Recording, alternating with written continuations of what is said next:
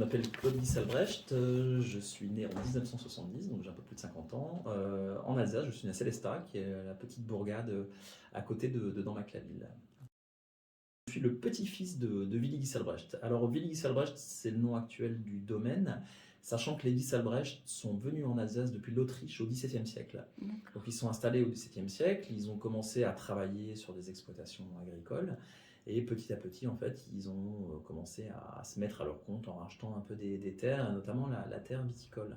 Et ça jusqu'à mon grand-père, donc Willy Gisselbrecht, qui est né au tout début des années 1900, qui est vraiment le premier de la famille, en fait, Gisselbrecht, à s'être consacré au vin à 100%. C'est-à-dire qu'en fait, il était lui aussi polyculteur.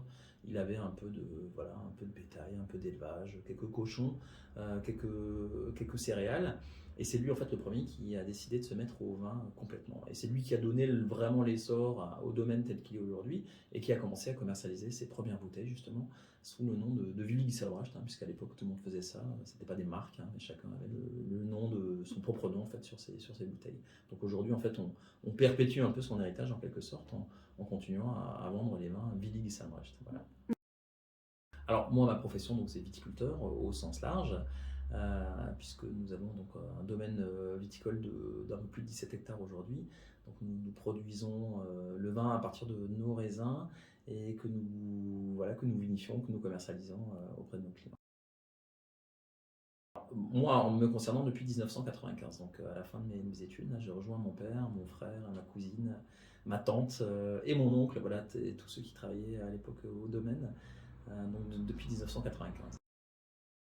Quand on est jeune, c'est un peu difficile de se positionner des fois. C'est vrai qu'on a des rêves, on fait des études, on rencontre des personnes. Donc, je pense que cette vocation, je l'ai toujours eue quelque part. Après, juste à la sortie de mes études, à 25 ans, je ne me projetais pas forcément sur le travail du vin à 100%, mais ça s'est fait quand même de manière assez naturelle, quoi. Donc, il y a quand même eu cet appel de la terre qui a été là, cet appel de la vigne et du vin.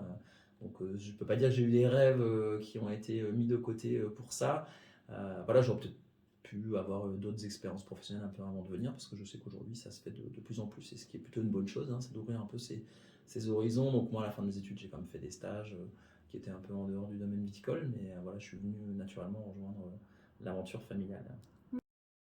Il y a de quoi se dépenser, effectivement, dans tous les sens du terme, en termes de travail en l'occurrence, parce que c'est vrai qu'on a été mis le pied à l'étrier relativement jeune, mais oui, quand même, ça reste un village très agréable. Et puis, alors, ça, c'est l'avantage du village, par contre, c'est qu'effectivement, on connaît un peu tout le monde. Et donc, il y avait quand même toujours un lien social assez fort dans le village. Donc, oui, ouais, même dans les années jeunes, enfin, si c'est ça le but de la question, mais oui, il y a moyen de se dépenser, de se faire plaisir, quoi.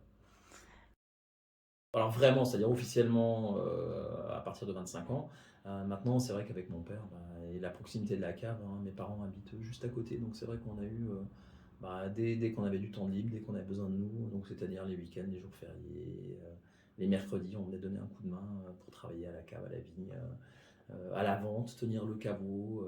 Donc ouais, on peut dire que vraiment, quand je dis on, c'est-à-dire moi, mon frère, ma cousine, enfin toute notre génération, on a été bercé là-dedans depuis nos premières années presque, j'ai envie de dire. Assez naturellement en fait, parce que c'était notre milieu et puis c'était évident d'y travailler, de donner un coup de main parce qu'on nous le demandait, puis voilà, toute la famille était impliquée. Donc c'est vrai que ça s'est fait de manière vraiment naturelle, ça n'a jamais été une contrainte en fait, même si des fois on préfère aller voilà, faire du sport ou sortir avec les copains, mais voilà, quand il y avait du travail, on était là, c'était présent, pendant les vendanges de toute façon. Donc ouais, vraiment ça s'est fait de manière, vraiment, c'est pas jamais été un poids, je pense, de manière assez naturelle, quoi. Alors, moi, j'ai une préférence pour les vins secs, donc ce serait plutôt une préférence pour le Riesling, effectivement, qui a cet avantage, je trouve, d'offrir une palette en fait aromatique et une complexité complètement dingue, et puis qui fait un vin splendide pour associer avec les plaisirs de la table, notamment la gastronomie alsacienne, et je pense à la choucroute en particulier. C'est une expression que j'utilise avec mes enfants, c'est Schnackerle. Et Schnackerle, en fait, ça veut dire petit escargot. Et en fait, c'est un terme affectueux en alsacien pour définir quelqu'un de son entourage, quelqu'un pour qui on a de l'affection. Donc on l'appelle mon petit escargot, Schnackerle. Alors, bon, il y a l'accent, parce qu'effectivement, en Alsace, alors c'est peut-être pas mon cas, mais voilà, il y a l'accent alsacien, c'est toujours celui qui aujourd'hui me fait sourire parce que je le prends avec bienveillance. À l'époque, notamment quand j'étais étudiant à Paris, que j'entendais un accent alsacien, bon, je n'étais pas très fier parce que c'est vrai qu'il est quand même particulier. Voilà, on est fier de notre région.